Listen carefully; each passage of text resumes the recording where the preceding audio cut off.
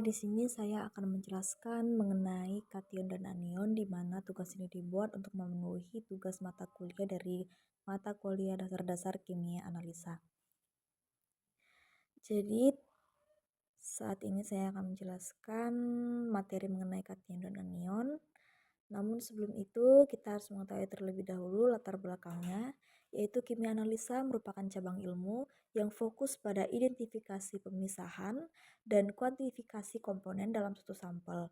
Dan tujuan utamanya adalah untuk memahami komposisi utama kimia suatu bahan, baik secara kualitatif yang dimaksudkan adalah jenis zat yang ada maupun secara kuantitatif atau jumlah ataupun konsentrasi dari zat tersebut.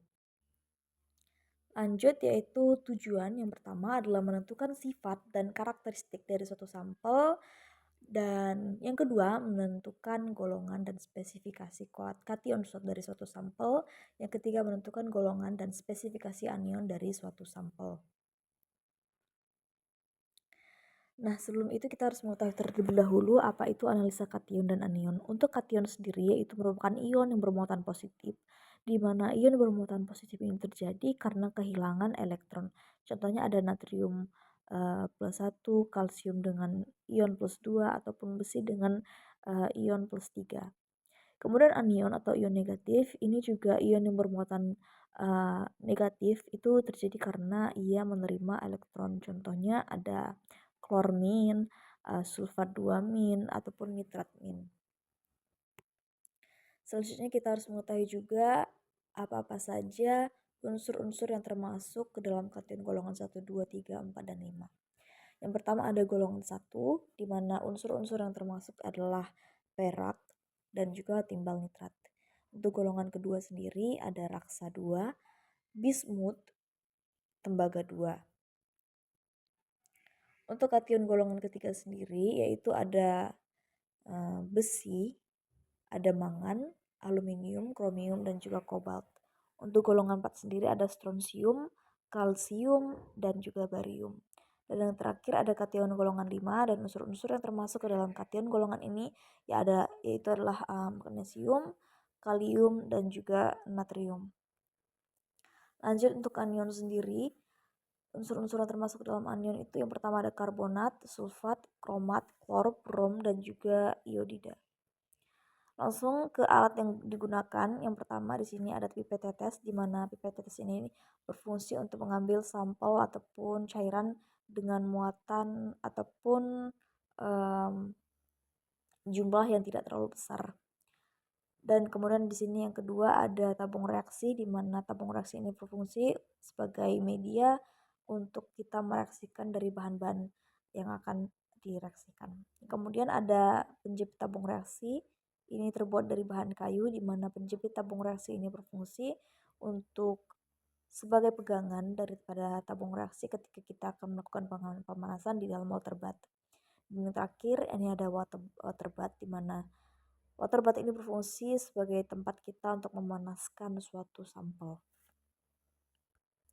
Oke, langsung saja ke langkah kerja yang pertama. Di sini kita menggunakan sampel perak, ya. Di mana cara kerjanya yang pertama kita menambahkan larutan asam klorida ke dalam larutan perak nitrat. Kemudian kita tambahkan kembali larutan amonium hidroksida tetes demi tetes sampai berlebih. Dan kita bisa melihat reaksi yang terjadi. Yang pertama itu ada perak nitrat ditambah dengan hidrogen klorida. Ketika direaksikan itu akan menjadi perak klorida ditambah dengan asam nitrat. Kemudian untuk reaksi yang kedua ada perak klorida ditambah dengan 2 amonium hidroksida, itu akan menjadi perak amonia klorida ditambah dengan 3 hidrogen. Lanjut ke langkah kerja yang kedua ada timbal nitrat. Dan langkah kerjanya tambahkan larutan asam klorida sebanyak 4 mol. Di sini ada kesalahan penulisan, sebenarnya bukan asam klorida tetapi kalium iodida, ya.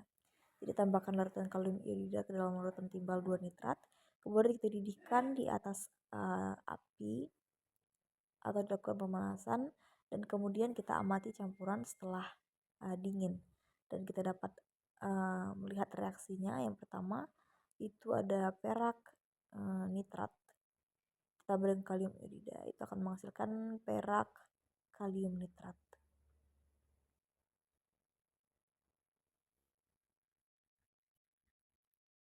Lanjut ke langkah kerja yang ketiga, ada raksa di sini, raksa 2. Dan langkah kerjanya yang pertama, kita tambahkan larutan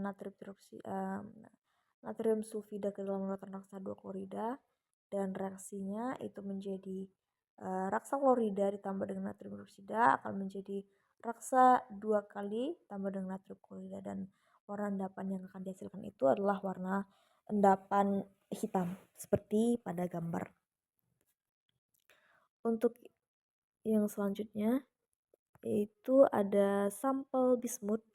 Jadi langkah kerjanya yang pertama, kita tambahkan larutan natrium karbonat ke dalam larutan bismut nitrat, dan kemudian kita didihkan kembali atau kita panaskan. Dengan reaksi yang terjadi ada 2 bismut nitrat ditambah dengan 3 natrium karbonat, itu akan menjadi bismut karbonat 3 kali ditambah dengan 6 natrium nitrat, serta warna yang akan dihasilkan itu adalah warna endapan putih.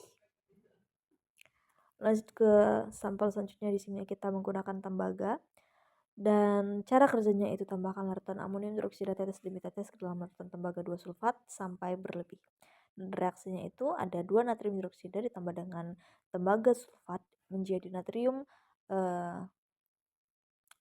sulfat ditambah dengan tembaga hidroksida 2 kali, dan warna endapan yang dihasilkan itu adalah endapan warna biru seperti pada gambar.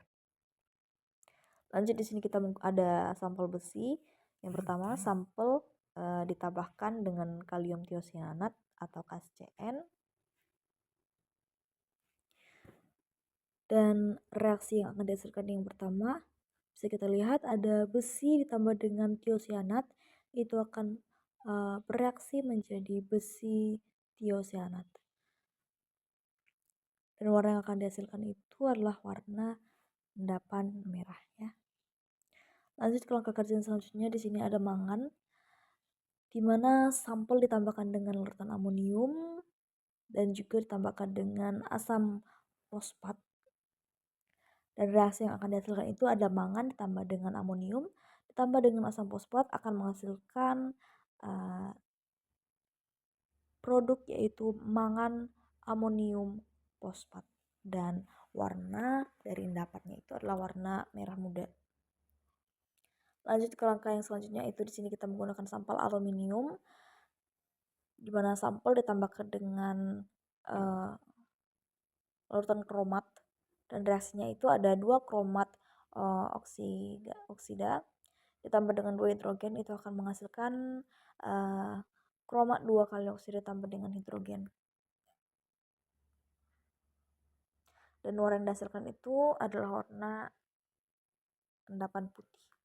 Lanjut ke langkah kerja selanjutnya, di sini kita ada sampel kromium dan ditambahkan dengan amonium, dan reaksi yang akan dihasilkan itu adalah kromium ditambah dengan 3 amonium ditambah dengan 3 hidrogen, itu akan menghasilkan kromium hidroksida ditambah dengan 3 amonium, dan warna yang akan dihasilkan adalah warna biru.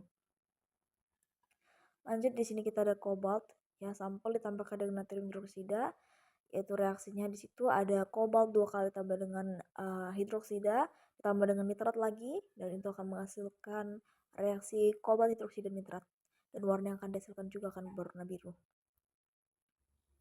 Lanjut ke langkah kerja selanjutnya, ada kobalt juga tadi sudah, dan yang selanjutnya ada strontium. Jadi sampel ditambahkan dengan amonium hidroksida, dan reaksinya dapat kita lihat ada strontium klorida ditambah dengan 2 amonium hidroksida ditambah dengan 2 amonium hidroksida tadi, itu akan menghasilkan strontium hidroksida ditambah dengan amonium klorida, dan warna yang dihasilkan itu adalah warna bening seperti di gambar ya. Lanjut untuk kalsium sendiri, di sini kalsium itu sebagai sampel ditambahkan dengan amonium hidroksida juga, di mana reaksinya adalah kalsium klorida ditambah dengan amonium hidroksida, itu akan menghasilkan kalsium hidroksida ditambah dengan amonium klorida. Lanjut untuk sampel barium, itu ditambahkan dengan amonium hidroksida, dan reaksi yang akan terbentuk ada barium klorida ditambah dengan 2 amonium hidroksida menjadi barium hidroksida 2 kali ditambah dengan 2 amonium klorida, dan warna yang akan dihasilkan adalah warna bening. Lanjut ke magnesium, di mana magnesium itu direaksikan dengan natrium hidroksida, dan reaksinya ada magnesium klorida ditambah dengan 2 natrium hidroksida menjadi magnesium hidroksida 2 kali ditambah dengan 2 natrium klorida, dan warna yang akan dihasilkan adalah warna bening. Lanjut ke sampel selanjutnya, ada kalium di sini. Jadi sampel ditambahkan larutan asam tartat, ya. Jadi asam tartat ditambahkan kalium itu akan menjadi kalium bitartat, dan warna yang akan dihasilkan adalah warna putih. Lanjut ke natrium, di sini sampelnya adalah natrium. Itu dilarutkan dengan asam pekat kahidrogen antimonat. Jadi reaksinya itu ada 2 kalium klorida ditambah dengan kahidrogen antimonat, itu akan menghasilkan 2 natrium klorida ditambah dengan natrium antimonat, dan warnanya akan menghasilkan warna endapan putih. Lanjut ke langkah kerja yang selanjutnya, ada amonia di sini. Jadi sampel ditambahkan dengan kobalt nitrat, dan reaksinya menjadi kobalt nitrat 2 kali ditambah dengan natrium hidroksida menjadi kobalt hidroksida 2 kali yang mengendap, dan juga 2 natrium nitrat. Lanjut ke anion, di sini kita ada kromium. Jadi kromium itu sebagai sampel ditambahkan dengan barium klorida, dan reaksinya ada barium ditambah dengan kromium, itu akan menghasilkan barium kromium 3 kali. Lanjut ke ada kromat di sini. Jadi sampel ditambahkan dengan barium klorida, di mana reaksinya ada barium ditambah dengan kromat, itu menghasilkan barium kromat 3 kali, dan warnanya akan menghasilkan warna endapan putih. Lanjut ke klor, sampel ditambahkan dengan timbal nitrat, dan reaksinya dapat kita lihat itu ada timbal ditambah dengan 2 klor menjadi timbal klorida, dan warna yang akan dihasilkan adalah warna endapan putih. Lanjut ke anion, di sini kita menggunakan brom sebagai sampel. Di brom itu ditambahkan dengan argentum, dan reaksinya dapat kita lihat argentum ditambah dengan brom tambah menjadi argentum brom, dan warnanya itu akan menghasilkan warna endapan kuning. Lanjut ke iodida sendiri, jadi sampel iodida ditambahkan dengan larutan merkuri klorida atau raksa 2 klorida, dan reaksi yang akan dihasilkan adalah raksa klorida 2 kali tambah dengan 2 iodida akan menghasilkan raksa iodida tambah dengan 2 klorida. Jadi mungkin ini saja materi yang dapat saya sampaikan mengenai kation dan anion. Saya akhiri. Wassalamualaikum warahmatullahi wabarakatuh. Shalom, Om Swastiastu, Namo Buddhaya, dan salam kebajikan.